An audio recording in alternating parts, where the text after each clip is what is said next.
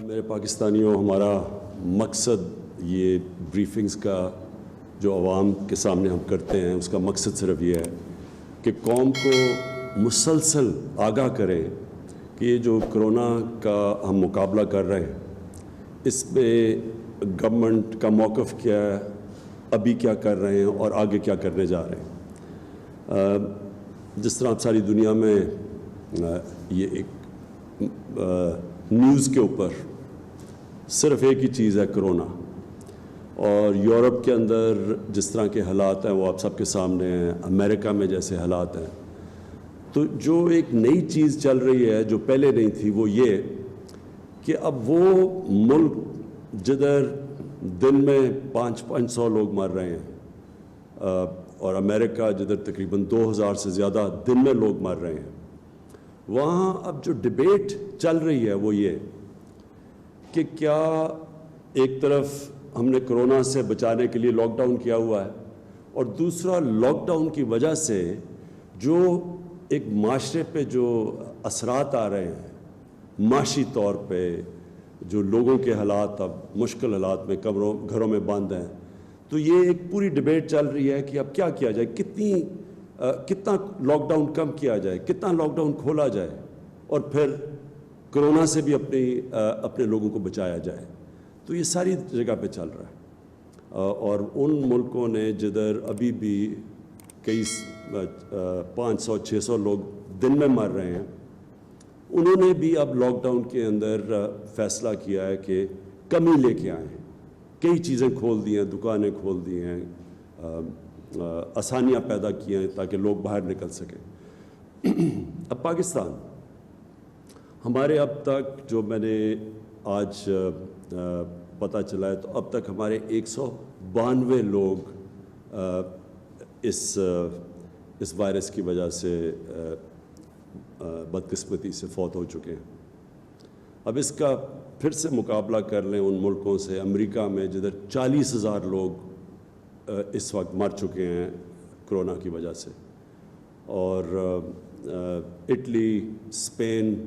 جدھر 20 ہزار سے اوپر لوگ مر چکے ہیں۔ تو یہ کیا وجہ ہے کہ اب یہ ملک سوچ رہے ہیں کھولنے کا، لاک ڈاؤن کم کرنے کا؟ وجہ یہ ہے کہ کوئی بھی معاشرے میں یہ لاک ڈاؤن چل نہیں سکتا انڈیفینیٹلی، مطلب کہ کسی کو نہیں پتا کہ کتنی دیر کے بعد یہ قابو پا جائیں گے اس کے اوپر، کسی کو بھی نہیں پتا۔ آج جو بھی دنیا سوچ رہی ہے، آج جو بھی وہ سوچ رہی ہے، ان کو یہ نہیں پتا کہ 1 مہینے کے بعد کیا ہوگا، 2 مہینے کے بعد کیا ہوگا، اور پھر یہ بھی نہیں پتا کہ اگر آج نیچے بھی آ گیا، کیسز نیچے بھی آ گئے، تو یہ بھی نہیں پتا کہ 1 مہینے کے بعد پھر اوپر جا سکتے ہیں۔ تو اس لیے ساری اب قومیں سوچ رہی ہیں کہ ہمیں ایک طرف تو لوگوں کو لاک ڈاؤن کر کے بچانا ہے اس وائرس سے، لیکن دوسری طرف اب وہ سوچ رہے ہیں کہ ہم کیسے حالات بھی اس طرف لے کے جائیں کہ ہماری ملک چلنا شروع ہو۔ تو میں اب پاکستان کا آپ کو بتاتا ہوں کہ ہم نے فیصلہ کیا کہ سیمنٹ انڈسٹری سے شروع کریں، اور پہلے وہ ہم نے کھولی سیمنٹ انڈسٹری، پھر ہم نے کنسٹرکشن اب کھول دی ہے، اور ہم اب سوچ رہے ہیں کہ آہستہ آہستہ، اور یہاں حماد اظہر بیٹھے ہوئے جو انڈسٹریز کے منسٹر ہیں، اور یہ میں آپ کو بتاؤں کہ ہمارے جو صبح میٹنگ ہوتی ہے اسد عمر کرتے ہیں، یہ جو ہمارا نیشنل سینٹر بن چکا ہے کمانڈ اینڈ آپریشن کا، اس کے اندر سارے صوبوں سے ڈسکس کر کے تو اب ہم اس کو آگے بڑھا رہے ہیں کہ ہم کیسے اپنے ملک کو آگے چلا سکتے ہیں۔ میں پھر سے آپ سب کو بتا دوں کہ باقی مغرب میں، یورپ میں، امریکہ میں ان کو مسئلہ اپنی اکانومی کو ٹھیک کرنے کا، ہمارا مسئلہ یہ ہے کہ ہماری اکانومی جس طرح مشکل میں اب پھنس گئی ہے اور حالات برے ہیں، ہمیں اپنے لوگوں کو غربت سے بچانا ہے، اور غربت اور بھوک سے، تو ہمارا چیلنج ان سے زیادہ بڑا ہے، اور اس لیے ہم اپنے ملک کو سامنے رکھتے ہوئے یہ مسلسل آپس میں ڈیبیٹ کر رہے ہیں کہ ہم کیسے اپنے لوگوں کے لیے آسانیاں پیدا کر سکتے ہیں۔ تو اس کے بعد ہمارے اسد عمر بھی آپ سے بات کریں گے جو کہ نیشنل کمانڈ میں سارے صوبوں سے کوآرڈینیشن کر کے چل رہے ہیں. حماد آپ کو انڈسٹری کا بتائیں گے. جو ہمارے پاکستانی باہر پھنسے ہوئے ہیں اور یہ ہم سب کو بڑا تکلیف ہے کہ ہم ان کو جلدی ملک میں نہیں لا سکتے, اس کے لیے معید آپ کو بات کریں گے. ڈاکٹر فیصل آپ سے, جو کہ اس وقت کرونا کہ کس طرح پاکستان میں جا رہی ہے, اس کا جو پھیلاؤ ہے وہ کیسے جا رہا ہے, اور ڈاکٹر فیصل کہ یہ بھی کہ آگے اگلے مہینے تک کہ کیا سمجھتے ہیں کہ پاکستان میں حالات ہوں گے. اور ڈاکٹر ثانیہ نشتر سے ہم جو چاہتے ہیں کہ ہم نے جو کوشش کر رہے ہیں کہ اپنے احساس پروگرام کے ذریعے لوگوں کو زیادہ سے زیادہ لوگوں تک پہنچے جو متاثر ہوئے ہیں اس لاک ڈاؤن کی وجہ سے. تو اس میں جو ہم ڈونرز ہیں, ہمارے بڑے لوگ خیرات کرنا چاہتے ہیں لیکن ان کو یہ نہیں سمجھ کہ ہم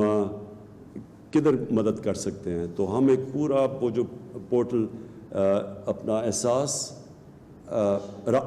راشن پورٹل جو ہم اب لانچ کیا ہے, احساس راشن پورٹل, اس کا مقصد یہ ہے کہ جو لوگ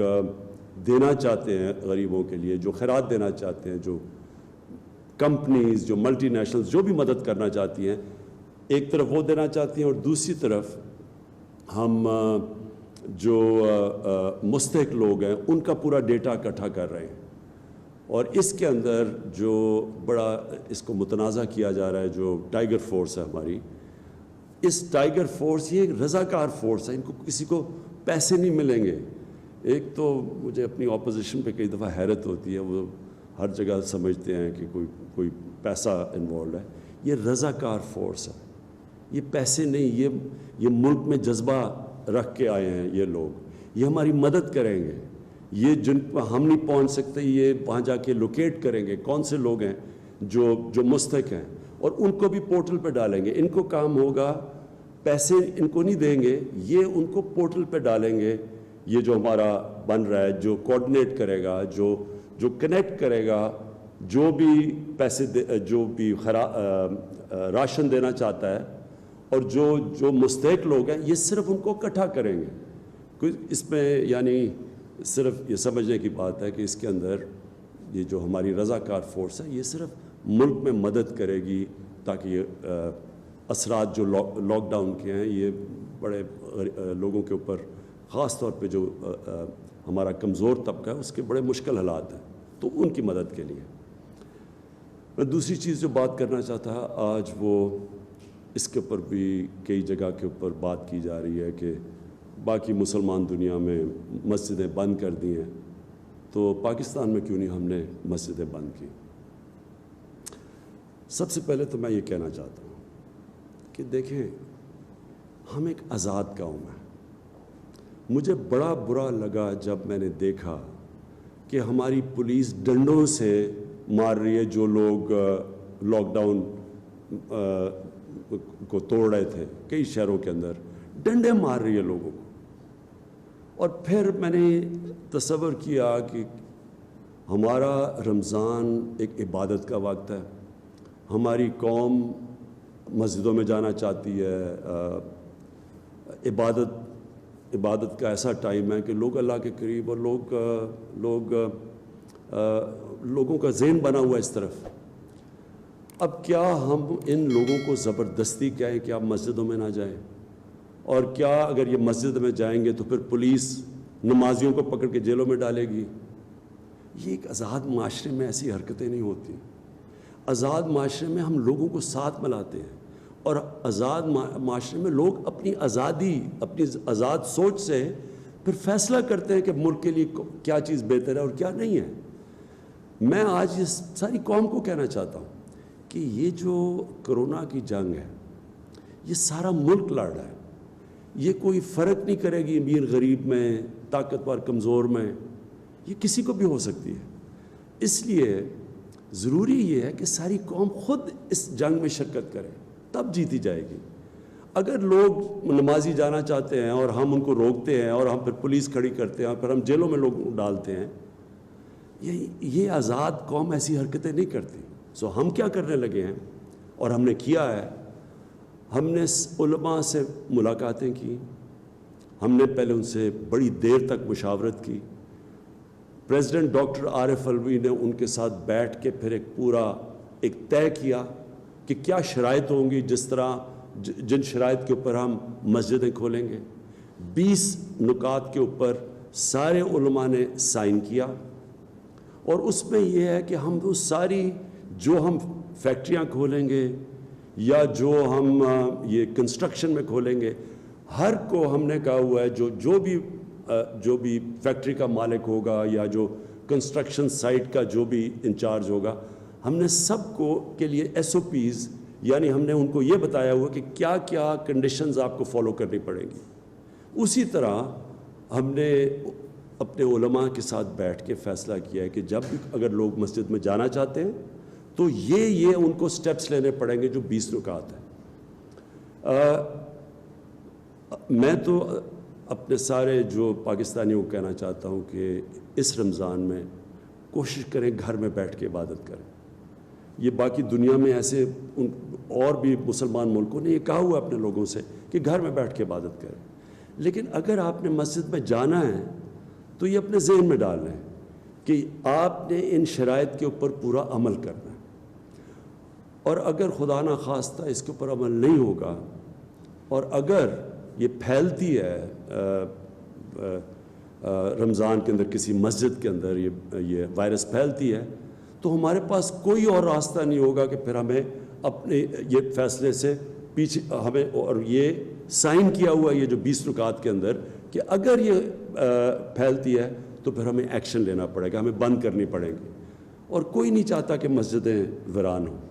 तो इसलिए मेरी उम्मीद ये है कि जितने भी हमारे जो भी मस्जिदों में जाएंगे पूरी तरह इन कंडीशंस के ऊपर पूरी तरह अमल करेंगे।